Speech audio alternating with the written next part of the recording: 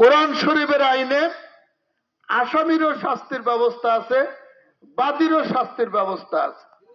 আসামি যদি দোষী প্রমাণিত হয় তাহলে তারকে শাস্তি দেওয়ার বিধান এখানে আছে। আর যদি আসামি খালাস পায়, প্রমাণিত হয় যে মিথ্যাবাদী বাদী একজন মানুষকে হয়রানি করার জন্য তাকে বছরের পর বছর অন্যায়ভাবে জেলখানায় আটকে রেখেছিল, আজকে কোর্টে প্রমাণিত হয়েছে যে তার মামলাটা মিথ্যা ছিল, তখন ওই মিথ্যাবাদীকেও শাস্তির ব্যবস্থা করা হবে। সুতরাং এ কারণেই আমরা কোরআন শরীফের আইন চেয়েছি। দ্বিতীয়ত, আমরা সৎ মানুষের শাসন চেয়েছি। এজন্যই সৎ মানুষের শাসন চেয়েছি যে আল্লাহ তাআলা এই জমিনটাকে সহায় সম্পদে আল্লাহ তাআলা ভরপুর করে দিয়েছেন। আমি তো সব সময় যাওয়ার সুযোগ হয় না,